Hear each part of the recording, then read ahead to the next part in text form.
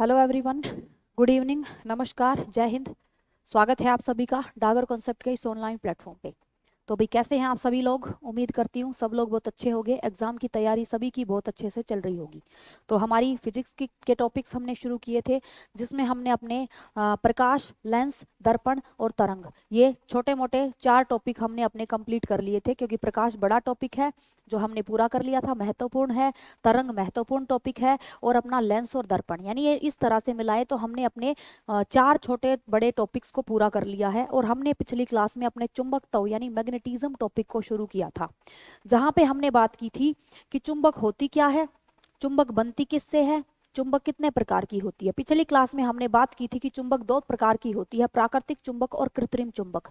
जहां हमने प्राकृतिक चुंबक को पढ़ना शुरू किया था, जिसमें हमने बात की थी कि प्राकृतिक चुंबक का कौन सी तरफ कौन सा ध्रुव होता है, यानी किस दिशा में कौन सा ध्रुव होगा।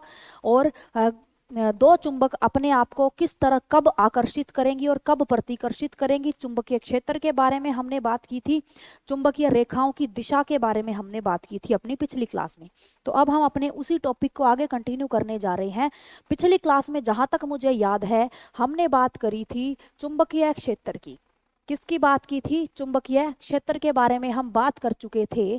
किसी भी चुंबक के आसपास का वो एरिया, वो क्षेत्र, जिसके संपर्क में अगर हम किसी वस्तु को लेके आए, तो अगर चुंबक उसे अपनी तरफ आकर्षित करने लग जाती है, तो वो उसका कौन सा भाग कहलाएगा? वो चुंबक का चुंबकीय क्षेत्र कहलाता है। अब चुंबकीय क्षेत्र की परिभाषा हम पिछली क्लास में कर चुके थे, आपने लिख ली होगी, मैं ऐसा मानती हूँ। अब इस चुंबकीय क्षेत्र से और आपको क्या याद रखना है? तो भाई देखो, जैसे हमने पिछली क्लास में बात की थी, जैसे ये हमारी चुंबक है, ये चुंबक के 2 ध्रुव होते हैं। और इस दिशा से इस दिशा में निकल के इस तरह से चुंबक में कुछ तरंगे होती हैं जो चलती रहती हैं, इस तरह से, जो एक पथ का, एक एरिया का निर्माण कर देती हैं, जिस एरिया को हम चुंबकीय क्षेत्र के नाम से जानते हैं। ठीक है, जिसे हम किस नाम से जानते हैं? चुंबकीय क्षेत्र के नाम से जानेंगे। और पिछली क्लास में हम ये भी बात कर चुके हैं कि चुंबक के बाहर ये चुंबकीय रेखाएं किस दिशा में गति करेंगी और चुंबक के अंदर ये किस दिशा में गति करेंगी। तो अब देखिए, चुंबक के बाहर ये गति करती हैं नॉर्थ से साउथ, और अंदर गति करेंगी साउथ से नॉर्थ की तरफ, यानी उत्तर से दक्षिण से उत्तर की तरफ। अब देखो, ये आपको दिख रहा होगा कि चुंबकीय रेखाएं एक दूसरे को कहीं पर भी काट नहीं रही हैं। चुंबकीय रेखाएं एक दूसरे को कहीं भी काट नहीं रही हैं। दूसरा, जितनी ज्यादा पास पास चुंबकीय रेखाएं बनेंगी, चुंबकीय क्षेत्र उतना ही प्रबल होता चला जाएगा। इन किरणों के, इन तरंगों के बीच में जितनी ज्यादा दूरी बढ़ती चली जाएगी, उतना ही कमजोर चुंबकीय क्षेत्र होता चले जाएगा। जैसे मान लो एक चुंबक अपनी ये है, दूसरी चुंबक ये है, इसमें चुंबकीय तरंगे इस तरह से चल रही हैं। इसमें जो चुंबकीय तरंगे हैं वो इस तरह से चल रही हैं। ठीक है, ऐसे। और ऊपर वाले में तो आपको दिख ही रही हैं। ठीक है, तो यहां पे आप एक चीज नोटिस करेंगे, इन चुंबकीय तरंगों के बीच में जगह कम है, दूरी कम है, तो ये चुंबक प्रबल चुंबकीय क्षेत्र बनाएगी। इसके बीच में दूरी ज्यादा है, तो ये कैसा क्षेत्र बनाएगी? दुर्बल चुंबकीय क्षेत्र। ठीक है, तो आप एक बात तो ये लिखेंगे कि चुंबकीय क्षेत्र में, चुंबकीय क्षेत्र के बारे में जो बातें आपको याद रखनी है मुख्य है कि चुंबकीय तरंग कभी एक दूसरे को काटती नहीं है। ठीक है, चुंबकीय तरंग कभी एक दूसरे को नहीं काटती।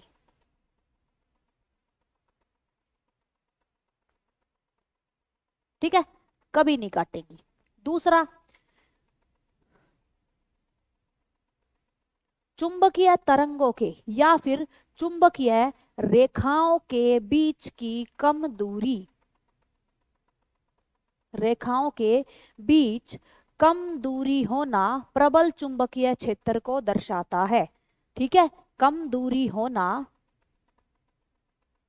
प्रबल चुंबकीय क्षेत्र, प्रबल चुंबकीय क्षेत्र को दर्शाता है।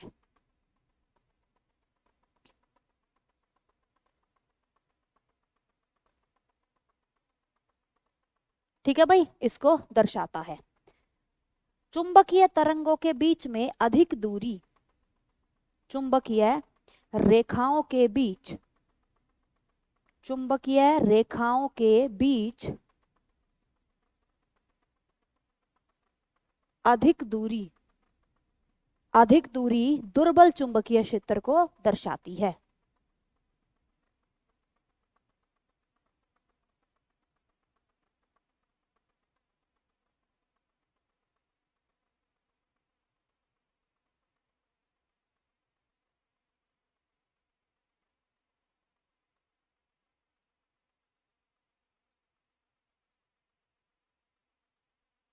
ठीक है भाई, ये आप 3 तथ्य चुंबकीय क्षेत्र से याद रखेंगे। ठीक है, चलिए आगे बढ़ते हैं। अब हम बात करेंगे इस बारे में कि भाई जो हमारी चुंबक है, जो हमारी चुंबक होती है, आपको ध्यान होगा मैंने आपसे बात करी थी कि हमारी चुंबक जो है उनको 3 भागों में बांटा गया है। चुंबक को उनके गुण के आधार पे 3 भागों में बांटा गया है।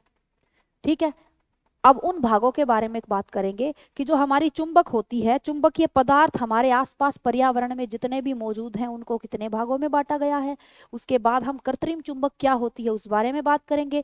कृत्रिम चुंबक का हम अपने दैनिक जीवन में उपयोग कहाँ पे करते हैं उसके बारे में बात करेंगे, क्योंकि कृत्रिम चुंबक से क्वेश्चन पूछ लिया जाता है। और उसके बाद हम बात करेंगे फिर अपनी चुंबकत्व को मापने की जो इकाइयां होती हैं, एसआई यूनिट है, सीजीएस पद्धति में किसको मापते हैं, एमकेएस पद्धति में किसको मापते हैं, फिर हम उसके बारे में बात करेंगे। ठीक है, किसके बारे में बात करेंगे, उसके बारे में बात करेंगे।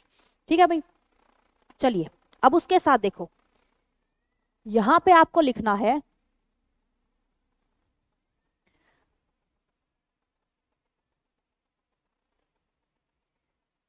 कि जो आपकी चुंबक होती है, चुंबक का सबसे ज्यादा बल उसके किनारों पे काम करता है। चुंबक की सबसे ज्यादा पावर कहाँ पे होती है, उसके किनारों पे।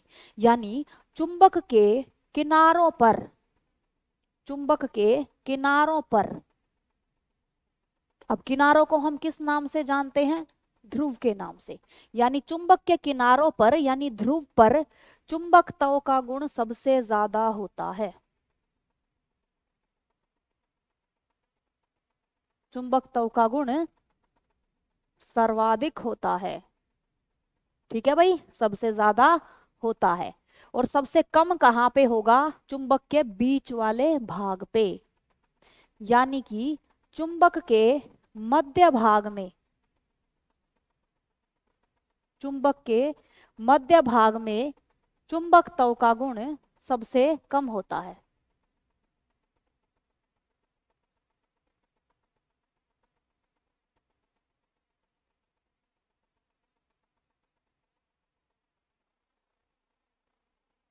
ठीक है भाई, सबसे कम होता है।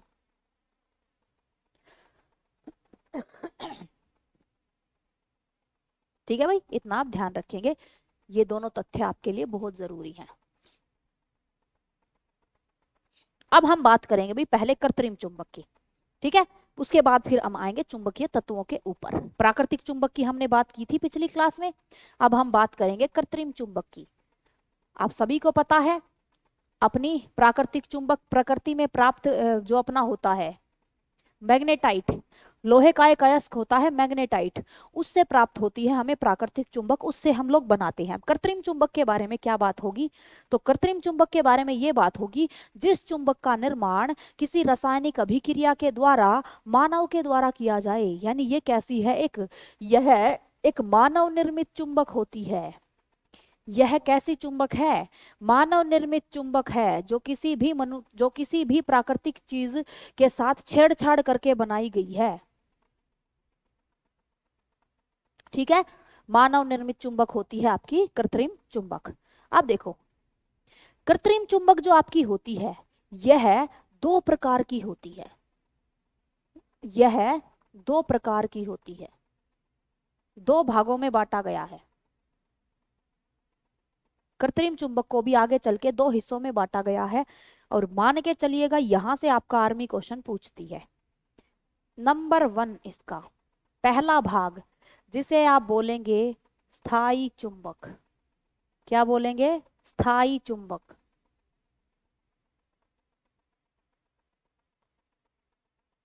क्या बोलेंगे भाई आप? स्थायी चुंबक। कृत्रिम चुंबक का ही एक प्रकार होता है जिसे आप क्या नाम दे देते हो? स्थायी चुंबक आप इसको नाम दे देते हो। स्थायी चुंबक का मतलब है वो चुंबक है जो एक बार बनाने के बाद इसका चुंबकत्व का गुण खत्म नहीं होता। ठीक है, यानी कि इसका चुंबकत्व का गुण खत्म नहीं होता, लगातार चलता रहता है। इसका चुंबकत्व का गुण समाप्त नहीं होता।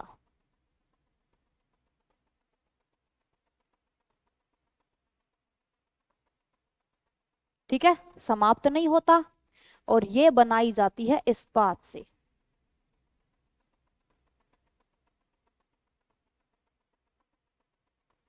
ठीक है, इस्पात से बनाई जाती है। ध्यान रखेंगे भाई, प्राकृतिक चुंबक बनाई गई थी मैग्नेटाइट से, कृत्रिम चुंबक में स्थायी चुंबक बनाई गई है इस्पात से।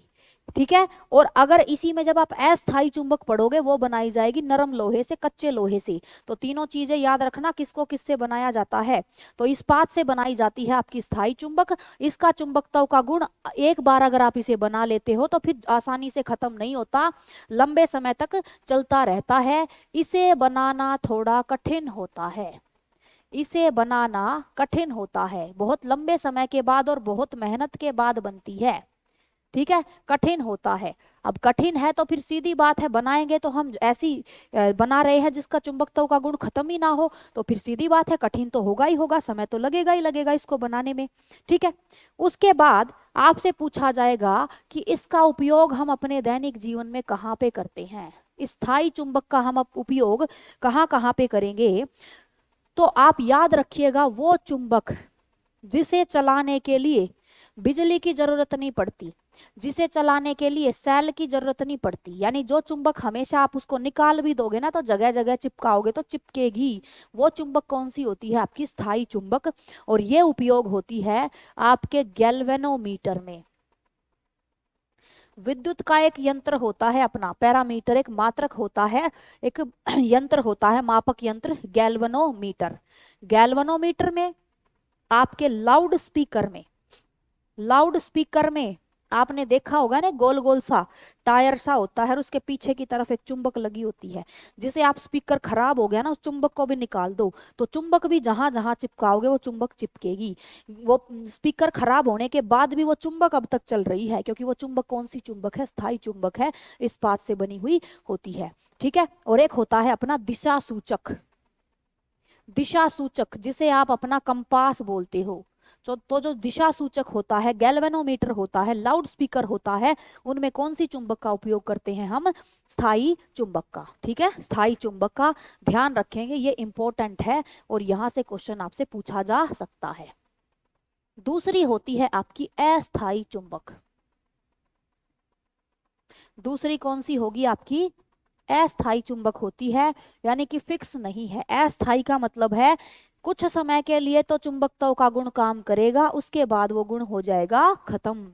तो यानी कि इसका चुंबकत्व का गुण, चुंबकत्व का गुण हमेशा, यानी कि ज्यादा समय नहीं चलता, ज्यादा समय तक नहीं चलता।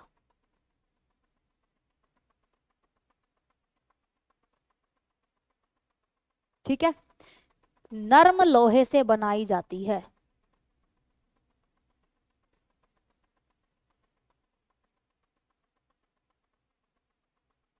नरम लोहे से बनाएंगे, बन भी जल्दी जाएगी क्योंकि नकली है, कम समय में बन जाएगी, इसीलिए तो कम समय के लिए चलती है। ठीक है, अब इसके लिए उपयोग पूछा जाएगा आपसे, इसका उपयोग हम कहाँ पे करते हैं, इसका उपयोग हम कहाँ करेंगे? तो भाई ये आर्मी भी पूछ चुकी है पहले, इसके उपयोग से क्वेश्चन आर्मी भी पूछ चुकी है। अब आप कहोगे मैम हमको तो नहीं पता, हमने तो नहीं देखा ऐसा कोई क्वेश्चन पेपर में जहाँ चुंबक से क्वेश्चन इधर से पूछा गया हो, तो नहीं देखा होगा। अब देख लोगे जब मैं लिखवाऊंगी इसका उपयोग कहाँ पे किया जाता है। तो भाई इसका उपयोग करेंगे आप विद्युत घंटी में। कहाँ पे करेंगे? विद्युत घंटी में। ठीक है, एक आपके ट्रांसफार्मर में। ठीक है, ट्रांसफार्मर में। अब आप मुझे बताओ, ये क्वेश्चन कहीं पे देखने को मिला है कि नहीं? विद्युत घंटी में कौन सी चुंबक का उपयोग किया जाता है? देखा होगा ना भाई, अब तो देखा होगा। तो विद्युत घंटी में कौन सी लगती है? अस्थायी चुंबक। जब तक विद्युत इसमें से पास होती रहेगी ये चुंबक काम करेगी, जैसे ही विद्युत की सप्लाई बंद हो गई ये चुंबक भी काम करना बंद कर देती है।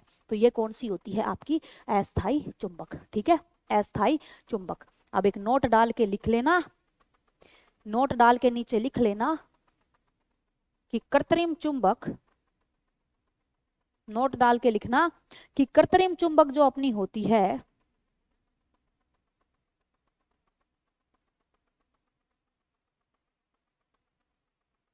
छड़, बेलन व नाल के आकार में भी उपलब्ध है। ठीक है, छड़ चुंबक जो अपनी अपनी जो कृत्रिम चुंबक होती हैं वो आपको छड़ के रूप में भी मिल सकती हैं, वो आपको बेलन के रूप में भी मिल सकती हैं, और वो आपको घोड़े की नाल के उसमें भी मिल सकती हैं, इस आकार में भी आपको मिल सकती हैं। ठीक है, इनके अलग अलग आकार आपको देखने को मिल जाते हैं। तो यहां तक आपको कृत्रिम चुंबक का सिस्टम समझ में आया होगा, क्या कुछ होती है, क्या कुछ इसका काम होता है। ठीक है भाई, अब हम बात करेंगे भाई चुंबकीय पदार्थों के प्रकार। चुंबकीय पदार्थ। आप कहोगे मैम पता नहीं क्या क्या पढ़ा रहे हो आप तो इस टॉपिक में, तो भी फालतू चीज एक भी नहीं है, क्वेश्चन आते हैं।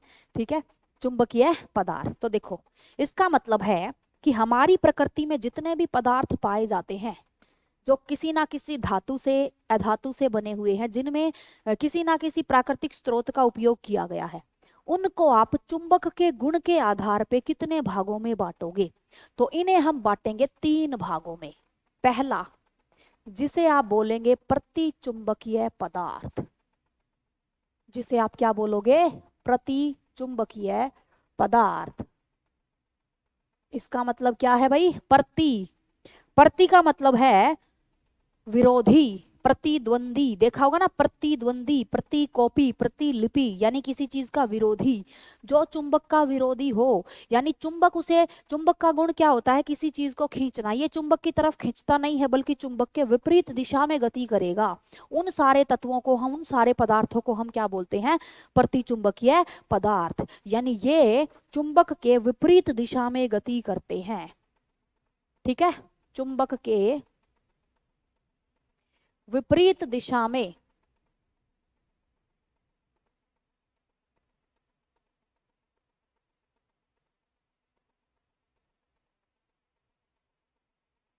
गति करते हैं। ठीक है भाई, विपरीत दिशा में गति करेंगे, चुंबक जिस तरफ होगी उसके विपरीत दिशा में जाएंगे। सारे के सारे कौन से होते हैं? अपने प्रतिचुंबकीय पदार्थ। ठीक है, अब इसके उदाहरण लिख लेंगे भाई, कौन कौन से पदार्थ हैं अपने जो चुंबक के विपरीत दिशा में जाएंगे, चुंबक की तरफ नहीं खींचते, यानी चुंबक से चिपकते ही नहीं है, चिपकते ही नहीं है। इसमें होगा आपका जिंक। क्या होगा? जिंक। इसमें होगा आपका बिस्मिथ। क्या होगा? बिस्मिथ। इसमें होगी आपकी चांदी, आपका सोना, आपका प्लेटिनम। ये जितनी भी आपकी गोल्ड, ये महंगी वाली धातु है ना, चांदी, सोना, प्लेटिनम, आपने कभी चांदी से चुंबक चिपकते नहीं देखी होगी, कभी आपने सोने से चुंबक चिपकते नहीं देखी होगी, क्योंकि ये सारे कैसे हैं? प्रतिचुंबकीय पदार्थ होते हैं। आपका तांबा, हीरा, नमक, जल, ये सारे क्या हैं? प्रतिचुंबकीय। ठीक है, यानी कि चिपकेंगे नहीं चुंबक से, विपरीत गुण रखेंगे भाई, हमको नहीं चिपकना। ये सारे कौन से होते हैं? अपने प्रतिचुंबकीय पदार्थ, जो चुंबक के विपरीत दिशा में गति करने पे मजबूर होते हैं, विपरीत दिशा में गमन करते हैं। दूसरे होते हैं जिन्हें हम नाम देते हैं अनुचुंबकीय पदार्थ। अनुचुंबकीय पदार्थ। अब देखो इनका काम क्या है? ये वो सारे के सारे पदार्थ हैं जो चुंबक से चिपकेंगे तो सही, यानी चुंबक की दिशा में गति तो करेंगे, पर उतनी स्पीड से, उतनी मजबूती से चुंबक के साथ पकड़ नहीं बनाते जितना लोह चुंबकीय पदार्थ बनाते हैं। यानी हल्के से चिपकेंगे, आप यूं लगाओगे तो आपको लगेगा कि हाँ जैसे थोड़ा सा चिपक तो रहा है, लेकिन जैसे ही उसको छोड़ोगे धड़ाम से वो चीज नीचे गिर जाएगी। हल्का सा नाम मात्र का यानी कमजोर आकर्षण बल से चुंबक की तरफ गति करते हैं। ठीक है, तो यह पदार्थ चुंबकीय क्षेत्र में रखे जाने के बाद थोड़े से चुंबकित होते हैं। ठीक है, तो यानी लिखेंगे कमजोर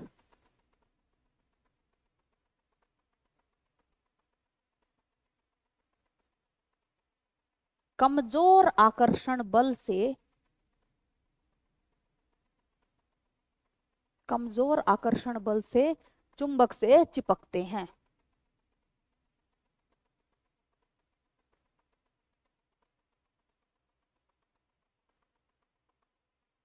ठीक है भाई, कम बल से चिपकेंगे, कमजोर बल से चिपकेंगे। ठीक है, अब उदाहरण लिखना भाई कौन कौन से हैं ऐसे जो कम चिपकते हैं, थोड़े से चिपकेंगे फिर उतर के गिर जाएंगे। अब इसमें रहेगा आपका एल्यूमिनियम, मैग्नीज और platinum.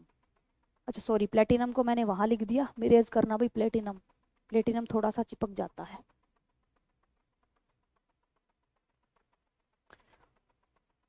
Aluminium, manganese, aluminium, manganese व प्लेटिनम, प्लेटिनम, ये कैसे हैं अपने अनुचुंबकीय। अब आप कहोगे मैम यहाँ से क्वेश्चन कैसे पूछा जाएगा, क्वेश्चन ऐसे पूछ लेंगे निम्नलिखित में से कौन सा एक तत्व अनुचुंबकीय होता है। ऑप्शन ए सोना, ऑप्शन बी चांदी, ऑप्शन सी हीरा, ऑप्शन डी एल्यूमिनियम। आपको फिर छांट देना है कि अनुचुंबकीय कौन सा है। ठीक है, अनु, अनु मतलब थोड़ा सा सरके, प्रति बिल्कुल भी ना सरके। और अब आता है तीसरा अपना, अपनी तीसरी टाइप, तीसरी टाइप जिसे हम बोलते हैं लौह चुंबकीय पदार्थ, जिसे हम क्या बोलते हैं, लौह चुंबकीय पदार्थ। अब नाम से ही पता चल रहा है, जिसके नाम में ही लोहा है।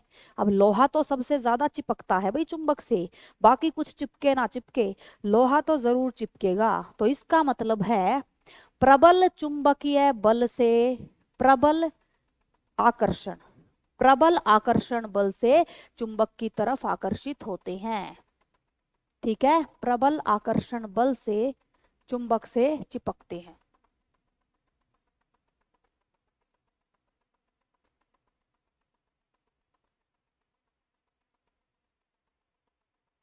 ठीक है भाई, तो ये होते हैं सबसे मजबूत, सबसे प्रबल, सबसे मजबूती से चुंबक के साथ जुड़े हुए होंगे। अब इसमें आपको क्या याद रखना है, लोहा, कोबाल्ट और निकल। उदाहरण है इसके लोहा, लोहा, कोबाल्ट और निकल, ये आपके कैसे हैं, अनुचुंबक लौह चुंबकीय पदार्थ होते हैं, जो बहुत मजबूती से चिपके हुए होते हैं किसी भी मैग्नेट के साथ, किसी भी उसके साथ। ठीक है भाई, यहां तक आपको समझ में आया। अब देखो आते हैं आगे, आगे बात करेंगे, बस खत्म होने वाला है, 5 मिनट का टॉपिक बचा है आपका। एक शब्द पता होना चाहिए आपको, क्यूरी तापमान, क्यूरी तापमान। तो देखो भाई, इससे पहले हम एक बार वापस अपनी बैक स्लाइड पे जाते हैं। अगर मान लीजिए आप किसी ऐसी चुंबक को जो लोहे के साथ बड़ी मजबूती से चिपकती है, या फिर ऐसे पदार्थ को जैसे मान लो लोहा है अपना, अगर आप इस लोहे को गर्म करना शुरू कर दो, जैसे जैसे आप इसको गर्म करोगे, गर्म करते ही होगा क्या, आपका लोहा, कोबाल्ट और निकल, ये तीनों अपना चुंबकत्व का गुण धीरे धीरे करके खोने लग जाएंगे। पहले बड़े मजबूती से चिपकते थे, बाद में चिपकना हो जाएगा कम, जैसे जैसे गर्म करते जाओगे चिपकना कम कम कम कम कम कम।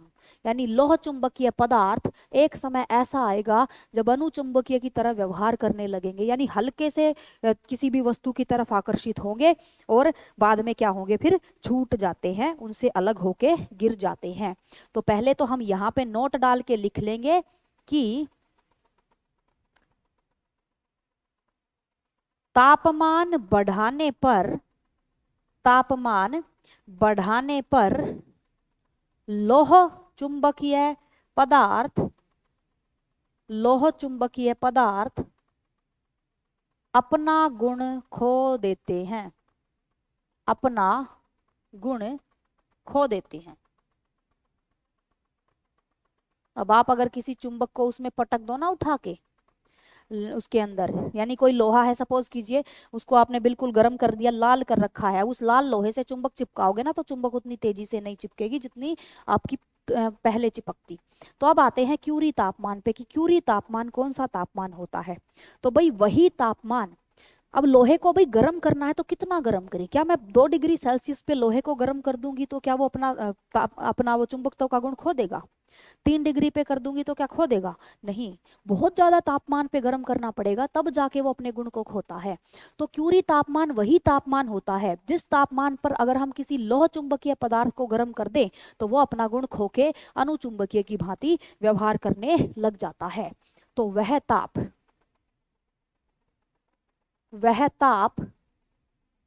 वह ताप जिस पर कोई भी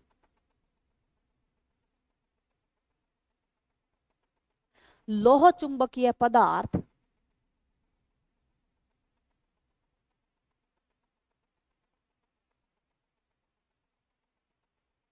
अपना गुण खोकर, ठीक है, अपना गुण गुण खोकर अनुचुंबकीय पदार्थ की भांति व्यवहार करता है।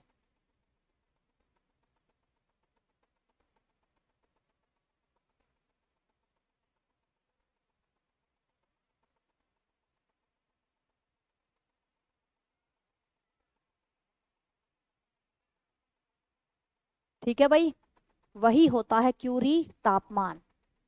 अब इस तापमान की बात करें तो लोहा जो अपना है, लोहे की अगर हम बात करें तो लोहे को अगर आप लगभग 770 डिग्री सेल्सियस ताप पे गर्म कर दो, 770 डिग्री सेल्सियस तापमान पे अगर आप लोहे को गर्म कर दो, या फिर आप इसको 1043 केल्विन पे गर्म कर दो, तो आपका लोहा किस में बदल जाएगा? अनुचुंबकीय के अंदर। ठीक है, निकल की बात करें तो निकिल जो अपना होता है, निकिल निकिल लोहे का ही पूछ सकता है आपसे, बाकी नहीं पूछेगा।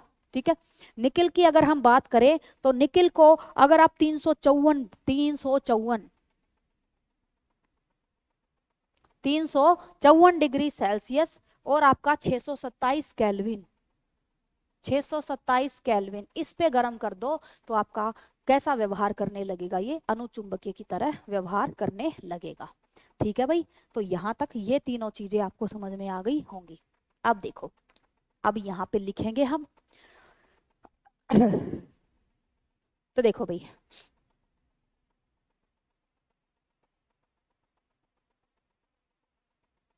चुंबकीय क्षेत्र का सीजीएस मात्रक, ठीक है, चुंबकीय क्षेत्र को हम सीजीएस पद्धति में किससे मापते हैं? इसका सीजीएस पद्धति में जो मात्रक है वो क्या होता है? तो सीजीएस में इसको मापा जाता है भाई गॉस में।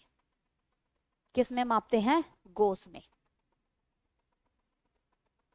चुंबकीय क्षेत्र जो अपना है, चुंबकीय क्षेत्र का एसआई मात्रक, क्या भाई? एसआई मात्रक, यानी चुंबकीय क्षेत्र को सीजीएस में तो किस में मापेंगे? गॉस में। एसआई मात्रक इसका क्या होगा? टेस्ला। क्या होता है? टेस्ला। सीजीएस में गॉस, एसआई मात्रक टेस्ला। ठीक है, एसआई मात्रक इसका क्या हो जाएगा? टेस्ला। एक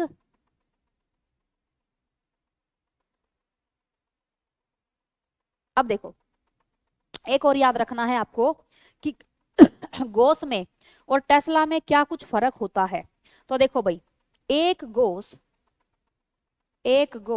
बराबर होता है 10⁴ टेस्ला के। एक गॉस 10⁴ टेस्ला के बराबर होता है। बस आपसे ये तो भले भले ही ना पूछे, बस आपसे मात्रक इकाई पूछ सकता है कि गॉस और टेस्ला किसकी इकाइयां होती हैं? तो चुंबकत्व को मापने की इकाई होती है अपनी गॉस और टेस्ला। ठीक है, ये चीज आप याद रख लेंगे भाई सारे के सारे। चलो भाई, तो उम्मीद करती हूँ कि अपना चुंबकीय टॉपिक से सारे इंपॉर्टेंट आपके क्वेश्चन कवर हो गए होंगे जो भी आपके पूछे जाते हैं। और आप जब भी एग्जाम में क्वेश्चन करोगे तो इससे बाहर आपका चुंबकत्व का कोई क्वेश्चन नहीं जाएगा। अगली क्लास में हम शुरू करेंगे अपना नया टॉपिक, जिसमें हम ले लेंगे न्यूटन का गति का नियम, क्योंकि न्यूटन के गति के नियम से क्वेश्चन आते हैं। ठीक है, और उसी के साथ फिर हमारे, अगर हम इनको हर एक को टॉपिक में मिला के चले तो 4 5 टॉपिक अपने आज हो गए हैं। अपना प्रकाश, लेंस, दर्पण, तरंग, 4 टॉपिक तो अपने वो हो गए। 5वां हो गया अपना चुंबकत्व। अब हम छठा टॉपिक शुरू कर देंगे अपना न्यूटन के गति के नियम। तो भाई उम्मीद करती हूँ क्लास आपको अच्छी लगी होगी। मिलते हैं अगली क्लास में। जय हिंद, जय भारत, धन्यवाद सभी को।